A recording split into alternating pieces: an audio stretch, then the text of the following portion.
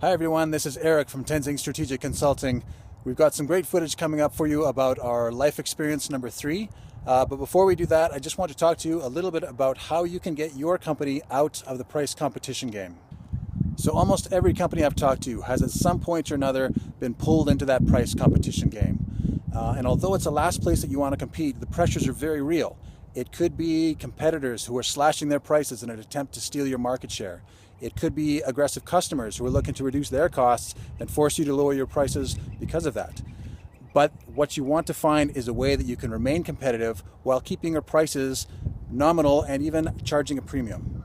So what I want to talk to you about today are different strategies that you can use to get yourself out of that price competition game. I'll talk to you about a couple today. We've got 5 written up on our blog. Check out our website at tenzingstrategic.com for the full list, and let's get into it.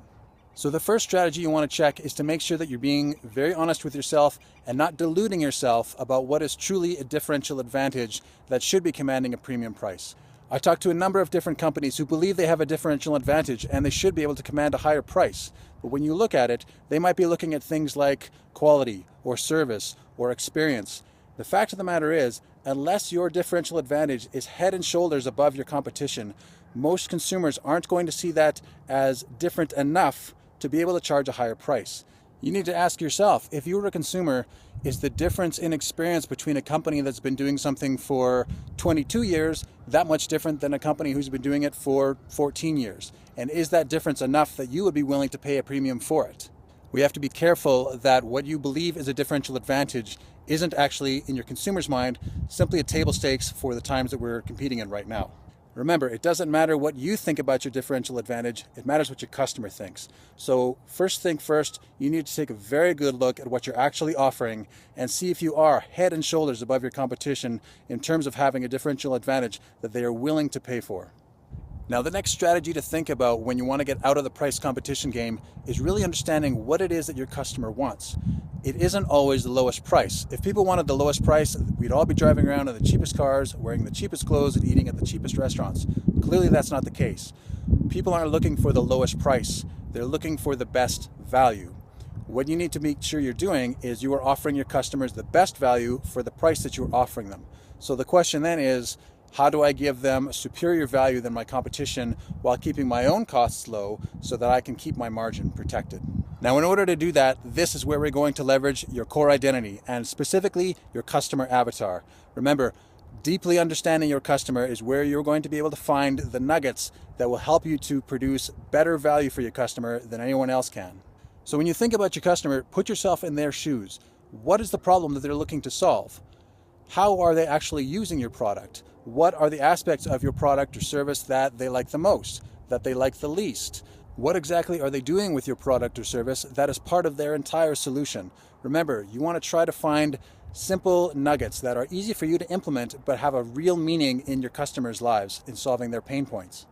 So by taking a broader look at your offering through the eyes of your customer, you can better understand how it is that they're going to interact with that and find those nuggets throughout the entire experience that they have with you, right from the beginning, from marketing and sales to the end of delivery and warranty. Where are there aspects that you can be adding value at very little cost to yourself, but having deep meaning to your customer? Adding that value is going to allow you to keep your prices nominal or even raise them up.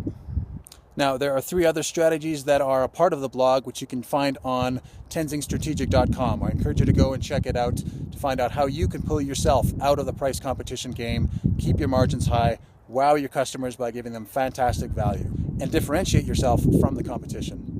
Now, on to some more footage from our life experience number 3.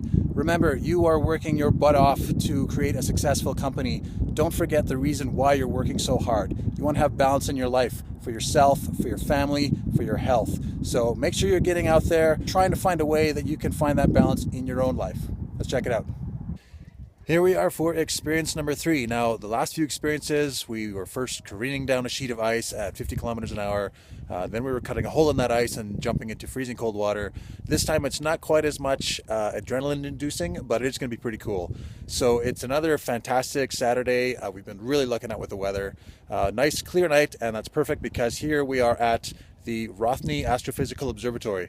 I'm a big space guy, love staring up at the sky and seeing the stars and the planets, and I've never been to kind of one of these large telescopes. So my understanding is this is one of the 3 largest ones in Canada, and tonight is our open house, so we're going to go inside, check it out, hopefully see some really cool stuff.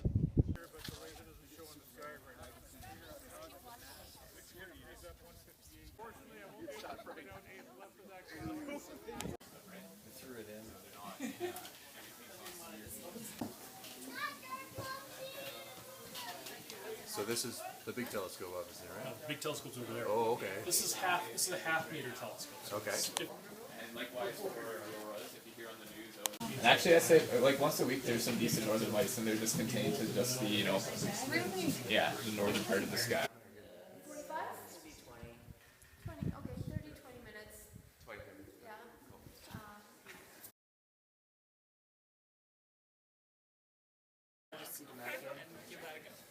You know this person? Like,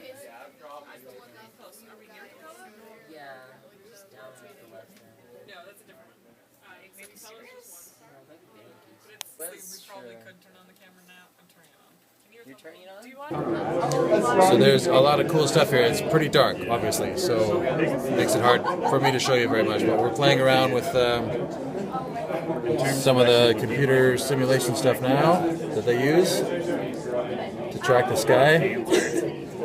And they've had a few good talks. There's 3 or 4 telescopes here. There's one massive one and then 3 kind of smaller ones. A lot of people here. It's really popular for sure. So yeah, very cool.